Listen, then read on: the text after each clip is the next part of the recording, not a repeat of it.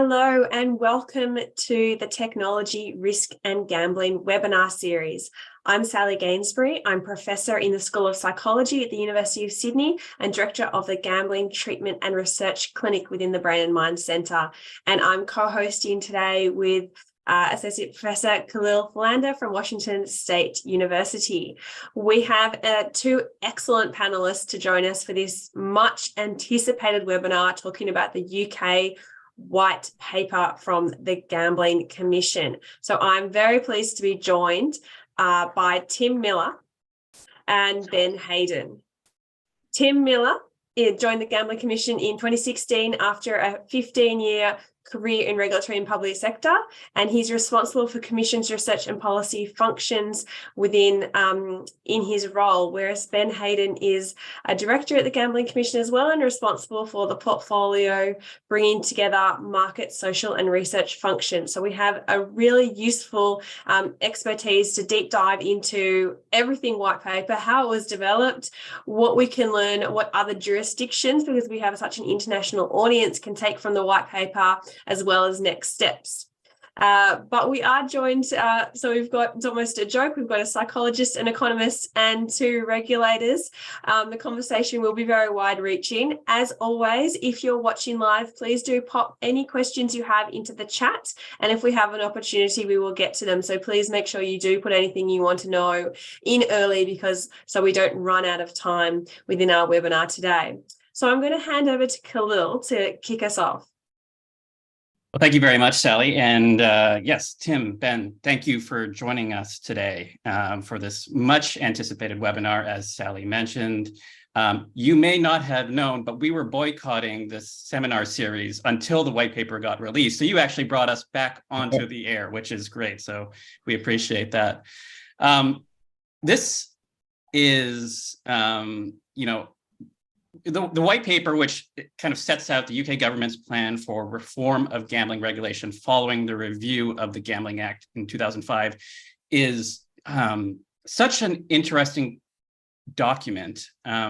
One, because in the UK, there's been such a transformation around public attitudes towards gambling, and that's made its way, I think, perhaps you'll agree, perhaps you won't, into the political process, into the regulatory process to some extent, where you had, what was once a country that was kind of known for an emphasis on small government has now become much more actively involved in public health related ideas and causes. Tim, a lot of that change has happened while you were actually at the commission. It's sort of, I don't want to say that there's a causal relation there, but certainly the correlation is very strong. So I was wondering if you could sort of start us out and sort of tell us a little bit about how the sort of overall view on gambling policy has evolved since you joined the commission, and how that sort of led to this document that we're talking about here today. Sure. So I'm not sure I can necessarily either take the blame or the credit, depending on your views on those changes. But I suppose, my time at the commission has coincided with that kind of real change in the industry itself. So, although the Gambling Act dates back to 2005, the current approach to regulating online gambling is more recent than that, and came in not too long before I joined the commission. I think it's fair to say, the gambling industry that we have has changed beyond all recognition compared to 2005. Both, I think, through a combination of the growth of online, but also the very international kind of nature of the industry now, that many of the operators that we regulate here in the UK are increasingly operating in North America, in Australia and elsewhere. So it's a very different industry, and consequently, regulation needs to adapt to the changing industry that you regulate. I think in terms of the approach to regulation, I'm not sure it's necessarily changed that wildly. The expectations upon industry to meet the licensing objectives in our legislation have always been the same. So that real focus on protecting children and vulnerable people from harm, ensuring that gambling's fair and open, keeping crime out of gambling, is the same now as it was in 2005. But I think the thing that's changed probably the most is this sense of you needing a much more joined up approach, that you can't simply regulate your way out of gambling harm or whatever the issues might be that you want to address, that you need a lot of different people, different disciplines working together. So I suppose something like the introduction of the National Strategy for Reducing Gambling Harms a few years back was a good example of that, where we tried to bring together regulators, industry, charities, financial services industry, a whole range of people to work together. And I guess the white paper in many respects is the natural progression of that. It's an opportunity to take a bit of a step back, say, how has the industry changed? How has gambling behaviours changed during that time? And where do we need to make changes to the way things are regulated in order to respond to that? And just picking up on that, the Gambling Commission does have a very special role in terms of not only providing the evidence, but also providing advice on how to interpret that, and working closely with the policymakers and the ministers are responsible for that. How do you reconcile the various different views of stakeholders, which in the UK are quite public, thanks to the media, but are very different, obviously, with their own evidence base, and how do you manage that advice? And maybe you could talk us through that role that the Gambling Commission plays in creating the white paper, and potentially how it iterates in response to different people being in the seat to push the print button.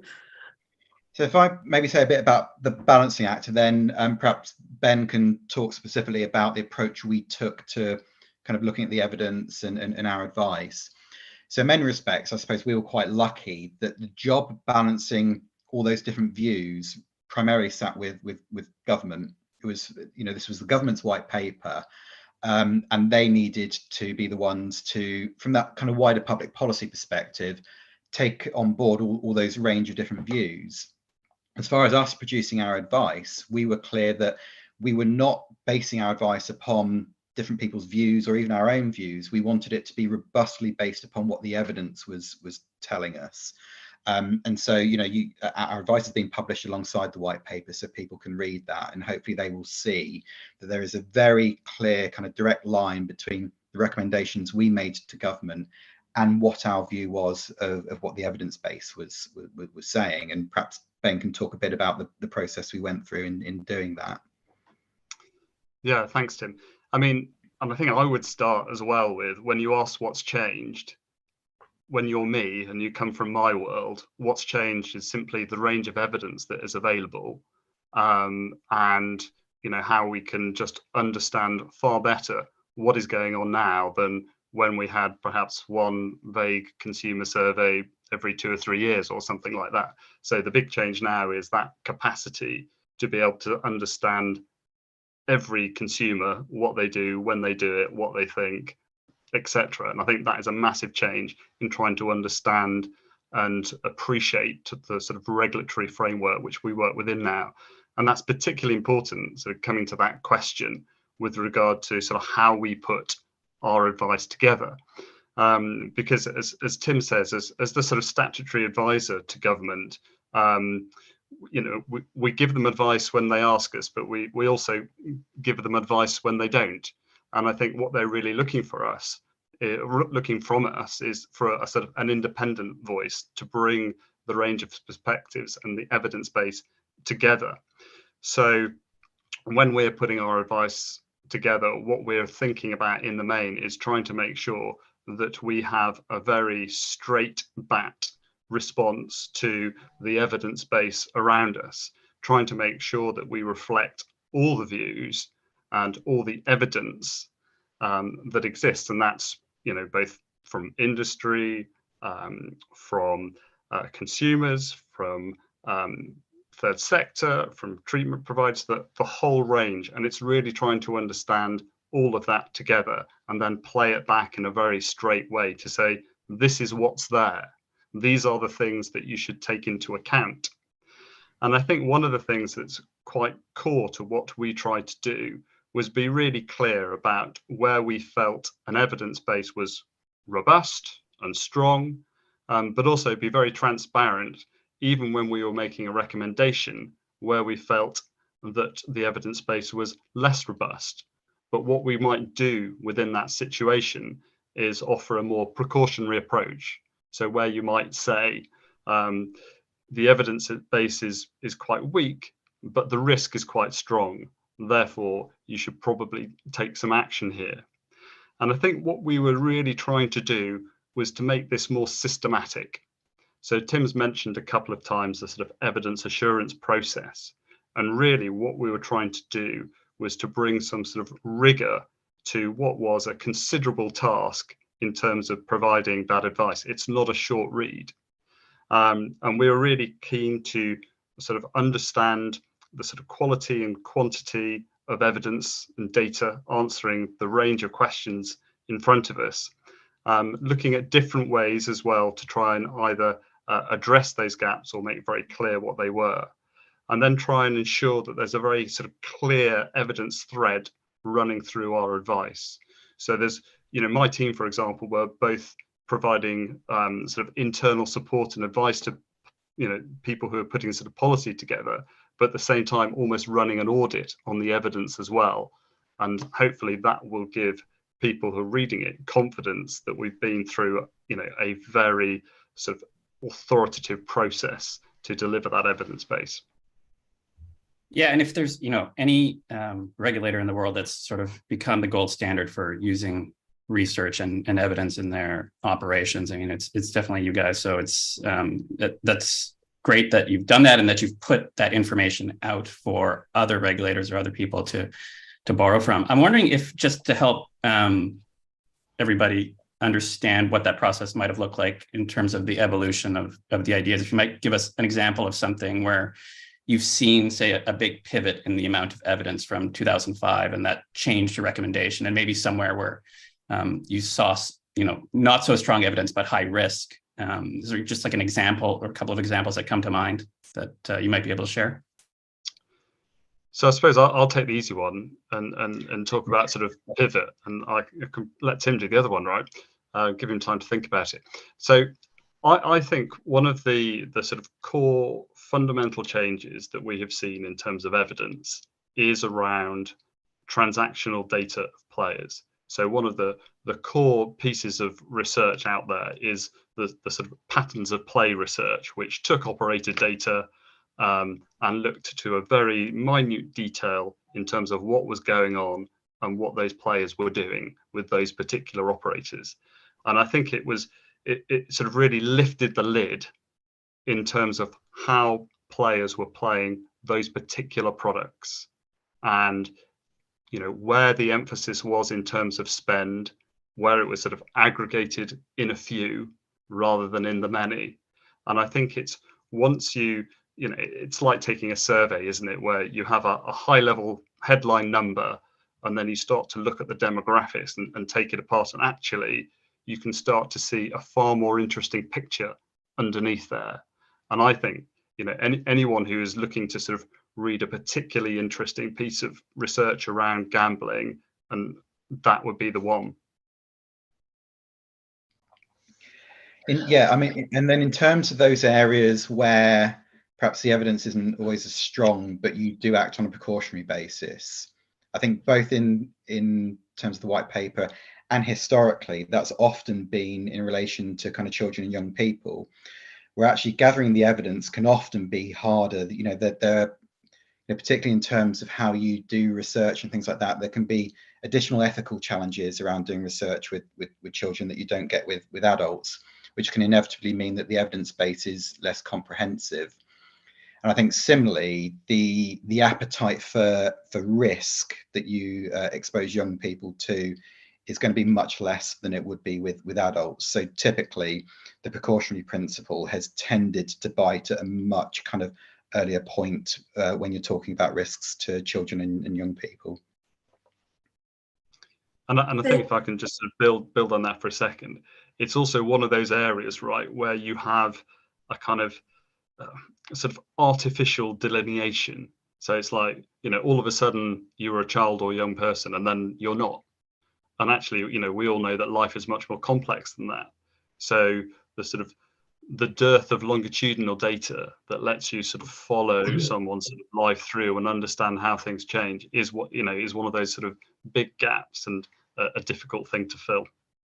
Yeah, I think that raises, that's a really good point of my question, which is about the research that hasn't been done, because obviously gambling is one of those tricky areas, and it faces a lot of criticism from the researchers in the field, because you can't really do real world research without involvement of industry stakeholders and cooperation. It's not something we can do in a lab and see what happens. You really, to test real world solutions, you need usually government approval as well as industry support. So there is a bias, and this was a question I had and it came up in the chat as well, of the research that's able to be done because enough people agree, and the bias towards just not being able to do and not gathering research about, what happens if we turn off, if we close venues, between midnight and 10 a.m. or, some of these questions that are more difficult to gather evidence on. Does that create a bias that eventually becomes overlooked in terms of going and making policies in the areas that have research, but sort of not asking the questions or pushing the boats in terms of where there isn't sufficient evidence to know what's going to happen, resulting in, if you do make a policy of a kind of, it would have to be a, well, let's see approach. Yeah. So I think you have to, you certainly have to be aware and mindful of, how research has been funded, who has funded it, because, there are plenty of examples where that has compromised the independence and integrity of research, but it doesn't automatically. And certainly I've seen research that's been funded by, whether that's industry or someone else, where actually the methodologies involved have been kind of robust, have been open, have been transparent. And I think there is huge value in that research. Similarly, I've seen research that's been commissioned completely independent of anyone with particular interest, and the methodology is frankly rubbish, and the research isn't of any real value. I think the advantage with the approach that we took is that we cast the net incredibly wide. So certainly we relied heavily upon a lot of the research and the data that we ourselves commission. We are, as well as a regulator, we're an official statistics body. So we, on behalf of government, gathered most of the official statistics around gambling. We looked at research that others had done, and as I say, we take account of, how that was funded, who carried it out, and weight it accordingly. But there's a whole range of different approaches that are increasingly developing as well. So, you rightly say, Sally, that it can be really difficult to test some of these things in a real world environment. But what we have done increasingly in the UK through work with the Behavioural Insights team is done proper experimentation of things, sometimes in a lab environment, sometimes in the real world environment, to better understand how different interventions might impact on consumer behaviour. So that there's, I think, not just an increasingly wide evidence base that we draw upon, but an increasingly diverse evidence base that we draw upon now. One of the things that seemed to be perhaps not popular, but fairly important to shaping the industry norms in the UK over, say, like the past 10 years has been sort of the record fines that have been issued to almost every large operator in the jurisdiction. With sort of the change in focus and the change in sort of the powers that you might have as a commission, is that something that you still see as being an important part of your framework for addressing harms to the public? Or is that something that you hope through better rulemaking, through better processes, that it becomes less and less of a tool that you have to use? Yeah, so look, in a perfect world, there'd be no need to fine, because you'd have kind of compliance at that first opportunity. And certainly our hope is, and indeed our expectation is, that many of the measures that come through the white paper will be kind of preventative in nature. So rather than waiting until harms are happening and then put in place things to mitigate it, many of these things are designed to, prevent many of those harms happening in the first place. I don't think, though, we're yet in a world where you'll see kind of financial penalties and fines disappear. But I do think sometimes, particularly in the media coverage, the attention placed upon them is disproportionate to the actual impact that they have. They do have an important regulatory function, both in terms of hopefully acting as a deterrent, against regulatory breaches. But I think they also do kind of grab the wider industry attention. And often we found some of the greatest changes that have happened have not come about necessarily in the operator that was subject to the regulatory action, but by others looking at what happened to that operator. But I think what gets overlooked in many of our decisions is that the fine is only a part of that. And often the most effective parts of our decisions are where we're requiring operators to take particular actions, whether that's commissioning an independent third-party audit of something. And it's those actions that can often have the greater long-term beneficial impact in a business. Certainly talking to other regulators around the world, we often say, fines can be an important part of it, but don't think you can just use fines as a way of kind of curing all regulatory issues. And that's a really interesting point, and it's quite unique, I think, that ability to not just fine, but then make specific directions, because that is a tool to overcome that bias in research, whereas we're saying these studies just can't be commissioned because it's difficult to test. That if there is that sort of carrot and stick approach to working with industry to avoid the potential bias of research, which is an incredibly important tool, but I've definitely seen it used as a delay tactic. And this is an accusation being made by probably like sort of community organisations or people who want to see action and then see this responsive evidence-based policy as a stalling tactic of, oh, okay, that's really important, we're going to look at it, and then 3 years later, oh, we're still doing the trials. So how do you kind of balance that that potential bias in industry, or even potentially I've seen it not necessarily in the UK, but in jurisdictions from government saying, oh, yes, we're really supportive of this. We're going to do a trial. And then it kind of disappears from there. Or 3 years later, there's been a very thorough trial. And by then, the conversation has moved on. Yeah. So, I mean, Ben may want to say specifically about, some of our own research and the approach that we take. I think, research can sometimes be used as a useful excuse to kind of delay action. And it's one of the reasons when we launched the national strategy a few years ago, we highlighted the importance of research, but we spoke about research to inform action. It shouldn't be research for research's sake. And I think now that we've got the white paper and many of the public policy kind of questions have been settled, much of the research that we will now be doing will be about evaluating the impact of the regulatory changes that we make. So this is not kind of research before any further action is taken. It will be research to understand what impact that action has taken. So we are very committed to hardwiring evaluation into the work that we're doing, using theory of change models and things like that to really understand what's the regulatory outcome we're seeking to deliver through these changes, baselining the data so we understand where things are at the moment, and then measuring what impact we've had. And that's really important in terms of identifying what works, because if any of these interventions work well, then clearly we want to do more of that. But if there are things that don't have the desired effect that we wanted, or perhaps have unintended consequences that we hadn't predicted, then we need to make sure that we either change that approach or remove that regulatory intervention. But as I say, Ben may want to say a bit about our own kind of research approach in terms of addressing any concerns of bias and the like. Yeah, I mean, I think from my perspective, one of the key things here is about being able to sort of triangulate timely data, and I suppose what I sort of mean there is that there's now that capacity to be much faster in terms of understanding sort of what's actually happening. And if I give you sort of two examples of that in particular. At the moment, so Tim referred to us providing official statistics in the UK, and one of those is around sort of the rates of gambling participation and the rates of prevalence in terms of people experiencing issues. And at the moment, we are going through a testing phase to move to a new methodology for what we'll call the Gambling Survey for Great Britain, and that will launch in the summer.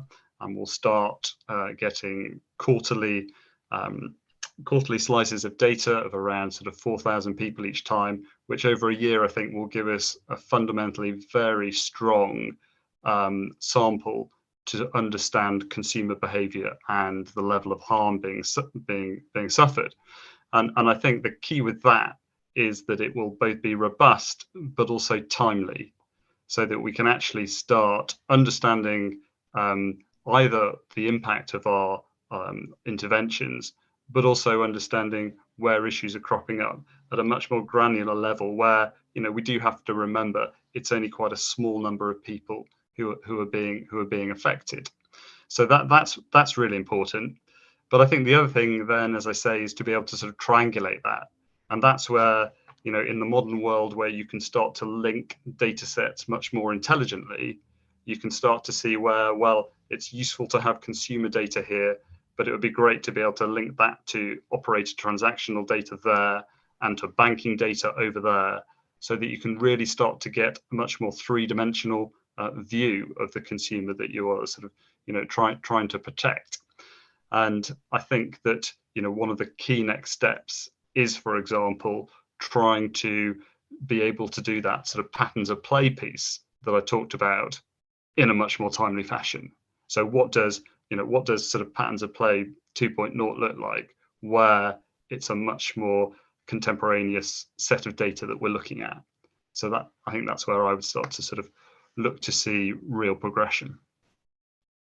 Yeah, so like one of the things that the UK Commission's actually been really good about, I think, over the years, has been sharing data and open sourcing it where they can. I think I've written a couple of papers just using data as like a non-funded researcher.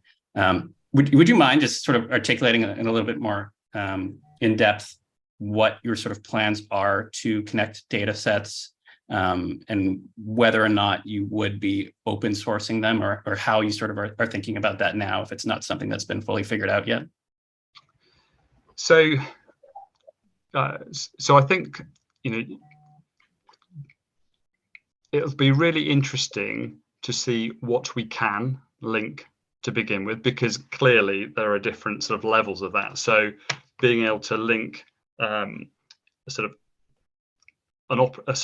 being able to link a consumer's transactional behavior with a range of operators with a conversation with them is a little way off, I think, but that is aspirational. But being able to link current sources of data we've got, whether that's operator or consumer, with other sources that exist, is closer to hand. Now, in terms of publishing sort of what we have made quite sort of a clear intent that where we can, we will put our data into the National Archive, so that, and hopefully as quickly as possible, so that anyone can go and play the tunes on that data and take us forward.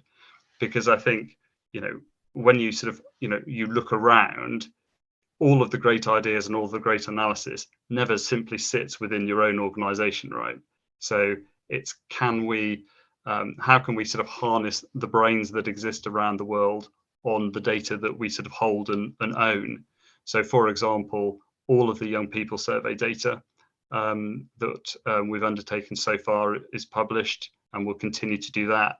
And we'll be very clear with the Gambling Survey for Great Britain that we will publish that too, at the very least on an annual basis. So there should be a considerable amount of data for sort of people to sort of get to grips with. And then it's, how do you sort of make the next step in a kind of an ordered fashion, where we clearly will need to be careful with regard to data protection, etc. So it's the balance there. But aspirationally, I think we would want to see as much in the public domain as possible, and be very transparent about what we have done with it, and what would be helpful if other people have the time and space to do something with too. And that does two important things. One is, in a world particularly around gambling research, where there is huge mistrust of the intentions of frankly anyone involved in research, what it allows people to do is see the kind of the source data that we've used for our analysis, and hopefully it builds trust and confidence that we're using that in an impartial way. But I think as well, no matter how amazing Ben and his colleagues are, none of us are infallible. And so, putting that data out there does, open us up to others to kind of challenge the approach we've taken, to critique it. And actually, I really welcome that. That makes us better as well. And actually, we've got a fairly long history of doing that. If you think back to actually my early days in the Commission, when we were giving advice to government on fixed odd betting terminals, we put out alongside our advice, I think back then it was something like 2 billion data points that we'd use in an open source format, so that anyone could run their own analysis of it and either support where we got to, or critique what we did. And I think that's a sign of a kind of the confidence we have in ourselves, but also our willingness to kind of keep learning. Yeah, it's really important. It's certainly something that researchers hopefully are starting to embrace. We certainly do that at the University of Sydney. Gambling Treatment and Research Clinic is sort of open science practices where you're sharing your methodology, sharing your data. We had a slight technical issue just now with one of the chat comments being deleted, but it does get to that question that was raised in the chat around public, consultation and taking on board that those different voices, like you said, of hearing what other people have to say and sharing your methodology and being really transparent so other people can take your data and make sure that they're, challenging it and looking at different ways. And there's been just another question raised around the methodology of the prevalence surveys, and it maybe that idea of, as you're doing the research, how much of that is shared, and whether there is an opportunity for people to kind of or consult with researchers to nominate different areas to look at. Obviously, part of the methodology is to keep it similar so you can track things over time using the same question, but there's also an opportunity to be forward thinking and sort of explore different areas, for the future to look at different things. So will there be a way for people to have access to the methodology and consult on that as well? So in terms of where we are at the moment, and so notice your question here, Sarah, but there is on our website, you can literally sort of follow the journey that we're going along in terms of going from initial consultation around the new methodology approach to the first sort of set of questionnaire, to the pilot, to the experiments that we've been undertaking to try and make it as tight as we can. So all of that information is on the website. So really sort of recommend that to you. And I think to go to your point there, Sally, one of our aspirations is that we will have a sort of core set of data questions which will really be sort of focused around our official statistics, but then we will try and take a more sort of modular approach through the year so that we can ask different things, so that we're not sort of tethered to one particular set of questions. We'll have a core, but then each quarter we'll probably be asking something quite different, hopefully driven by the kind of the issues of the day, or what else we've seen in that data, or other evidence that we've seen elsewhere that we want to go, okay, let's see how that sort of tracks, and what more we could learn from that in terms of putting it on our sort of core survey. So how quickly we'll get to a point when we'll say, Sally, we've got a space, what would you like to put on it? I'm not quite sure, but why not? Why not? I think there'd be it would be enlightened to at least have a sort of process where people could put ideas up, and we could see, as Tim says, which is smarter than our ideas. So because we're researchers, I think we have a tendency to always ask research related questions, and so we're going to I'm going to try to ask some specific questions about the actual policy proposals in the white paper now. One of them is around the different, I guess there would be prescriptive rules in terms of when the checks need to happen on affordability. And I think this is like a really interesting idea. One of the things that really sucks about a lot of responsible gambling programs is they impact all players equally. And so, like, you know, like I've been critical of, say, for example, Singapore's entry fees, because the entry fees actually aren't impacting necessarily everybody that they want, and they're discouraging recreational players from going inside, and it's not necessarily structured in a way that is tethered to their actual objectives. And so what you've done here around the rules are, I think, a really interesting step towards a direction of the more, you know, I guess it would be like a risk-related approach to, you know, designing responsible gambling checks. Would you mind just, you know, talking us through sort of what that process looks like now or going forward once this is fully implemented, and how you got to that point? Yeah, so this is something that we'll be consulting on probably in sort of the next month or so, sort of before the summer. We'll probably launch a consultation around what's known as financial risk checks. And I think what's important to say is that these will be regulatory requirements placed upon industry. So this is not what we're saying kind of consumers can or can't do. There's nothing in there that says this is the maximum amount that a consumer is allowed to gamble. It's about putting in place some kind of clear, consistent rules that ensure that operators have a good understanding as to whether their customers are kind of gambling broadly within their means. And, you know, it's been, let's face it, it's been a pretty contentious area of policy, but government's been very clear in the white paper that they do want these checks to come in. And they're a good example of how we're all seeking to take advantage of how kind of technology develops, and also, again, that point I made earlier about working with other sectors. So we're working very closely with the finance sector here to develop frictionless checks. So frankly, most of this will happen in the background. Consumer, you know, won't need to be kind of handing over bank statements all the time or anything like that. A lot of this will be information that's either freely available already, or that will be done in a very easy way. And it's only if those checks kind of identify particular risks for a consumer where then there may well be, you know, some more detailed look at that. And I think these are important. You know, whilst gambling harms are made up a whole complex, you know, range of different areas, we know that financial harm is a key part of that. You can't escape that. So this is one way of better identifying where there may be examples of people experiencing financial harm. I think, candidly, the other driver was that for too long we had an outcomes-based approach to this, and industry were just not delivering on that. We saw case after case of examples of people being able to gamble massive amounts of money in very short spaces of time, often very soon after they'd opened an account, with little or no checks being carried out. And I think, you know, whilst as a regulator, our default will be taking an outcomes-based approach to regulation. When industry doesn't deliver that outcome, you then have to start looking at, do you bring in, you know, more prescriptive rules in certain areas? And that's frankly the journey that we've been on here.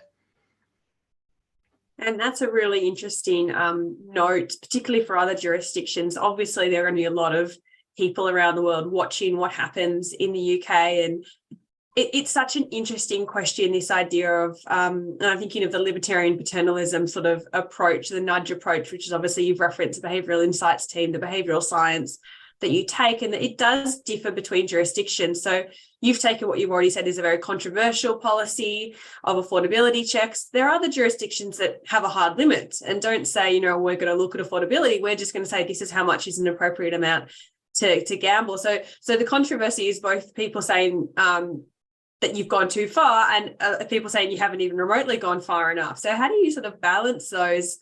And as Kahlil says, it affects everyone. This is something that I guess is a bit more adaptive to different people's means, but there is still the criticism that it still doesn't go far enough. You know, where is the line in terms of regulation from the precautionary principle versus a sort of a more libertarian approach? Yeah. Well, if you take any single regulatory intervention in isolation, you will always have people that will argue that it doesn't go far enough and doesn't do enough. And I would say there's probably no single regulatory intervention that would do enough to address the kind of the range of harms that you see. But what we've got here in the white paper, I think, is a pretty comprehensive package of measures.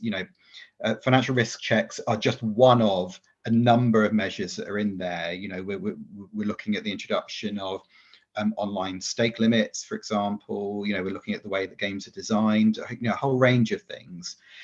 And I think that, for me, is one of the big lessons over the last, say, 10 years in the UK, that there's no one tool, there's no one intervention that's going to work 100% of the time for 100% of the people.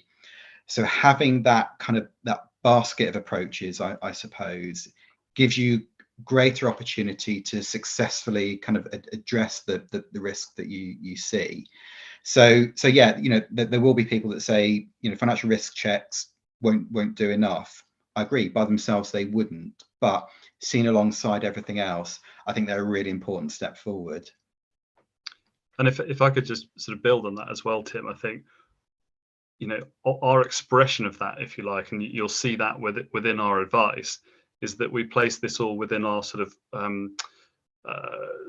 context of the path to play. So there's a piece of research that we've undertaken that I'd really recommend people have a look. And again, it's on our website. But it really just look to understand how people play and sort of break that down into sort of various moments.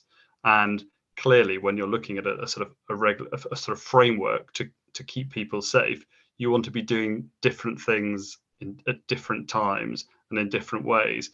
And I think that's, it sort of shows that it's not a sort of scattergun approach. This is really something that's thought about quite with the consumer really at its core, in terms of understanding what we need to do at what point.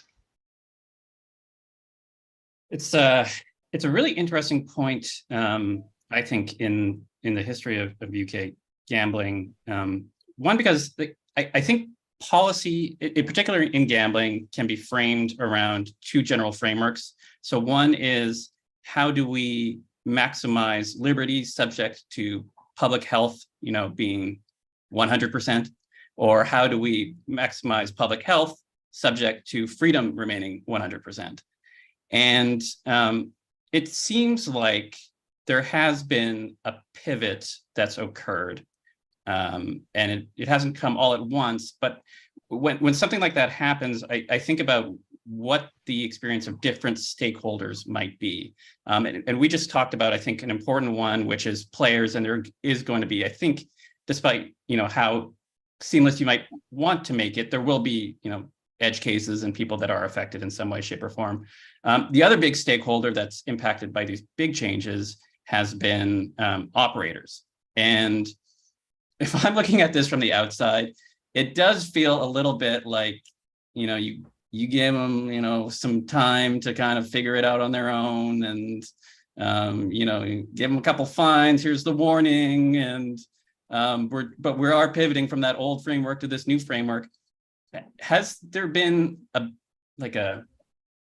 any surprise from operators? How's their response been? And do you think that there is going to be a major shift in the way that they start to approach responsible gambling related issues going forward?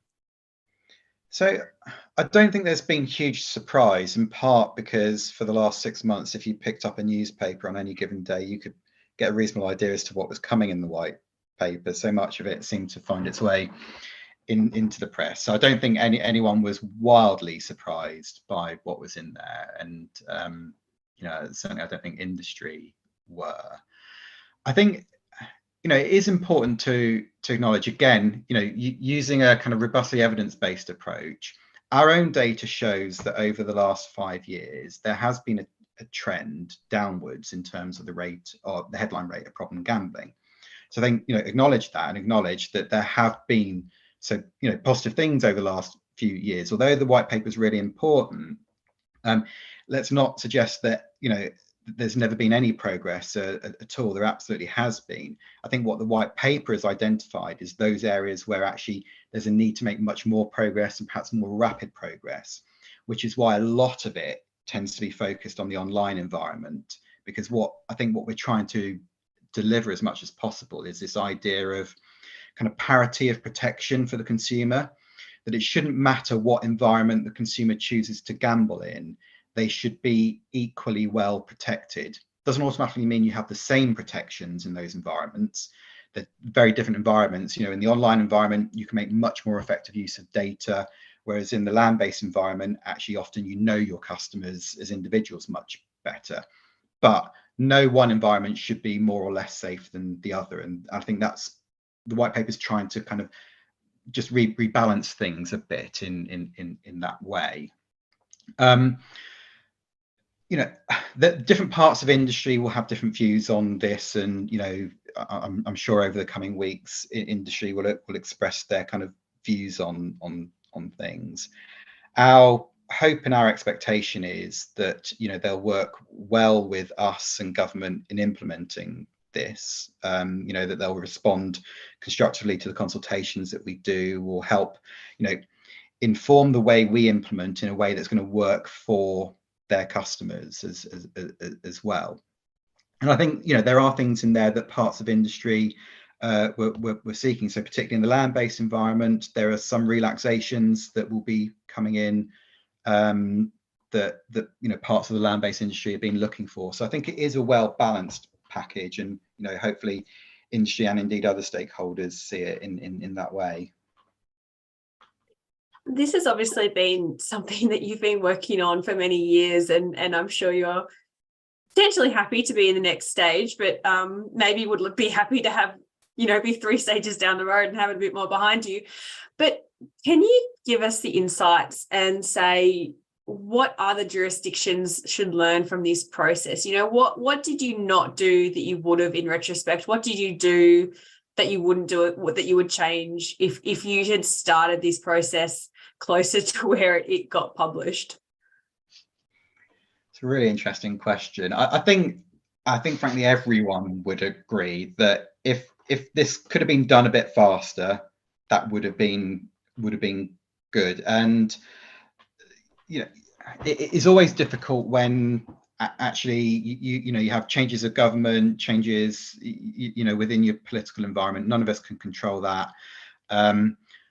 But I think the positive of that is that it did create more space to ensure that there was a very comprehensive look at the evidence. And I feel quite comfortable that, certainly in terms of our advice and the white paper itself, we didn't miss the opportunity to really ensure that the evidence was hardwired into this. But as I say, I think ideally it needn't have taken as many years as it did to get to where we are now.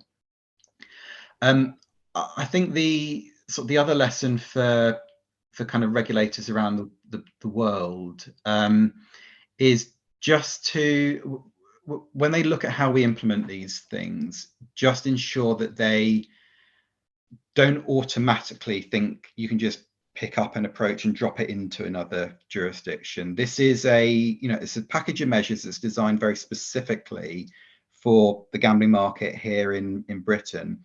And whilst I'm sure many of these things can be applied in other jurisdictions, I think what's clear is much of what we're doing is responding to kind of the environment that we're operating in here. And that includes taking account of, you know, the views of consumers and others. And clearly that's going to be different jurisdiction to jurisdiction.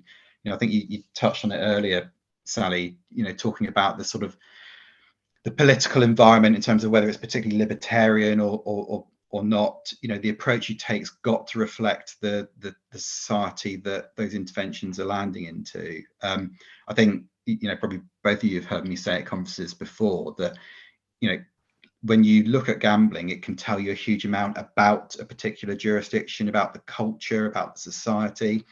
So don't assume that something that works here will automatically work elsewhere. And similarly, if something doesn't quite work in the way that we intended here, that doesn't automatically mean it won't work in another jurisdiction. Are there other jurisdictions or regulators that you guys look closely at as part of your work? Yeah, so sorry, go ahead, Ben.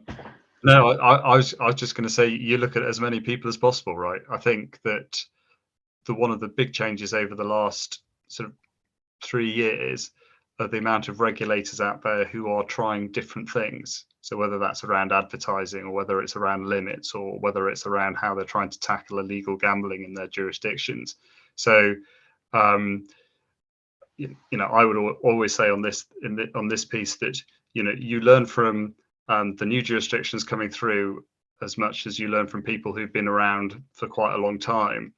So picking up on Tim's point there, if you were to look, say, at Ontario and the approach that they have taken in terms of they've taken a little bit from Great Britain, they've taken a little bit from over here and a little bit from over there, and then inflected it with their own sort of cultural value and approach, and that's kind of how things work, and that's how things sort of progress and evolve.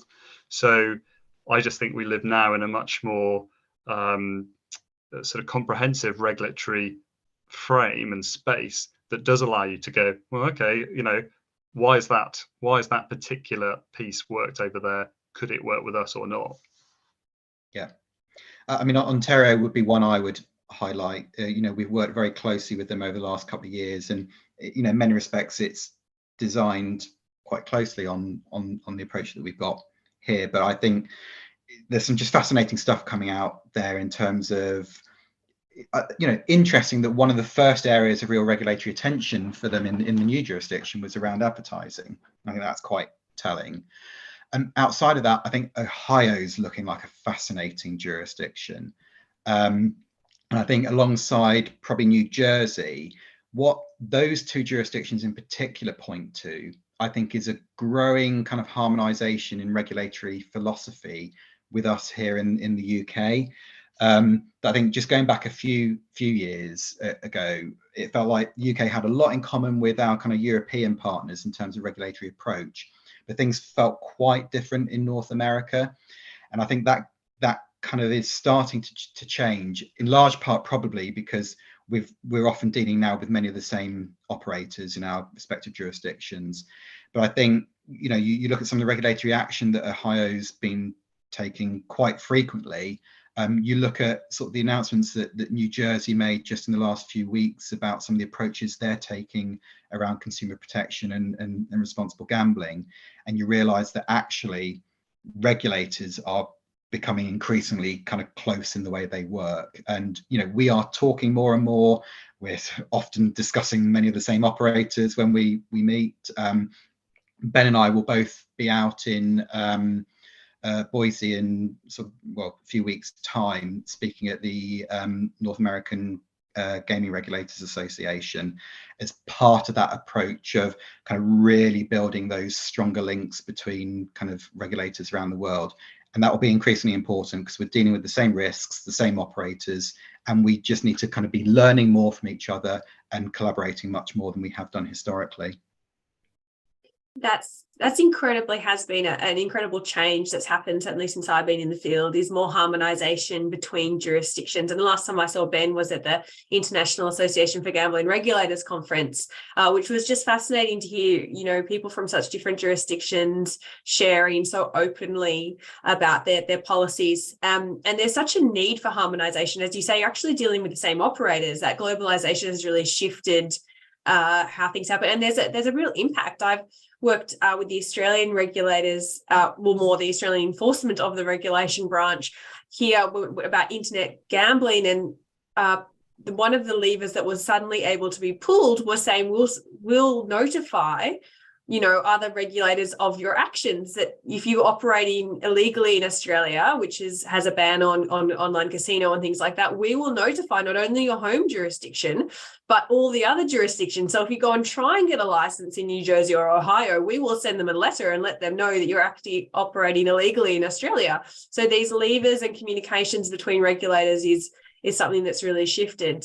Look, we're coming to the end. I think we could easily have another hour, and maybe we'll twist your arm and see if we can get you back for another hour. But I want to give you both the opportunity to have any sort of final closing statements. Obviously, we've only been able to really touch very lightly on so much that's happened in your lives over the last, you've been living and breathing this for so long. Ben, I might hand to you and then over to Tim for sort of your thoughts and closing comments. So first of all, thanks very much for having us on it. It's been great. I guess to do a final comment, I'm going to go to the first question that we had, which I hope Ed's still with us, but Ed's been put in the first question and talked quite rightly about, we've talked quite a bit about, gamblers who potentially suffering harm and so on, but sort of what about safe gamblers? And I suppose I'd really just like to reassure him that that is something that we take a lot of interest in as well. So in building our evidence base, it's about everyone, right? And I'd really commend to him sort of research on our website around typologies about how people play, which is really just trying to understand how people play, as well as our sort of path to play piece. And I'll give just a little plug as well that reasonably shortly in the next week or so, we'll be publishing our sort of evidence gaps and priorities piece, which really builds on what came out of the Gambling Act review and where we think we need to go next. And a part of that, again, will be understanding, continuing to understand how people play. So much wider than that, clearly. But yeah, just wanted to reaffirm the fact that it's about everyone, not just a few. And I think from my perspective, look, we've got loads of consultations coming up as a result of the white paper. And what would be, given we've got an international audience on this, what would be great is that actually, if you've got kind of data, research, experiences from your own jurisdictions that are relevant to the things that we're consulting on, do share those with us. So, keep an eye on our website with the consultations we're launching. But similarly, once we implement these things, and particularly once we evaluate them, if you want to understand more about what we've learned from that, we'll publish our evaluations. But if you want to understand more about it, do get in touch with us where we can be helpful in kind of perhaps in informing what might be going on in your jurisdictions.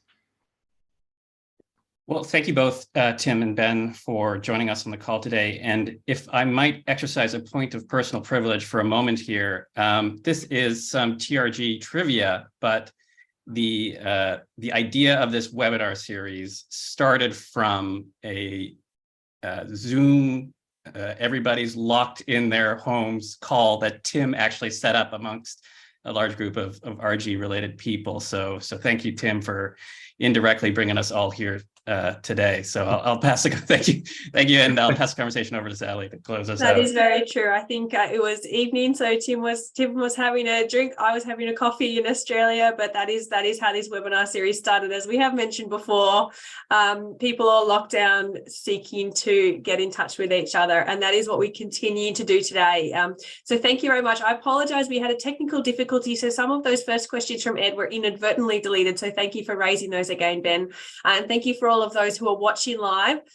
Spencer, I know you asked a question. We hopefully have addressed some of that in our comments, but we have so much to get through with Tim and Ben. Thank you so much for your time and sharing your expertise. This is a topic we could easily have a whole series keeping to deep dive into, and I've got many more questions for you both, but thank you very much for your time today. Thank you for everyone who joined in live. Thank you very much to Harrison Stein, who got up at before 6 a.m. that we kicked off live in Australian time to provide the technical support from the Brain and Mind Centre that continues to support the Technology Risk and Gambling webinar series. If anyone watching does have any suggestions for future guests and future topics for us to delve into, please do drop us an email. Please keep us in touch. For the moment, we are going to have these pop up here and there as we're finding guests and topics that we can't wait for our series to resume. So please do let us know if there's anything we want to talk about. But thank you all very much.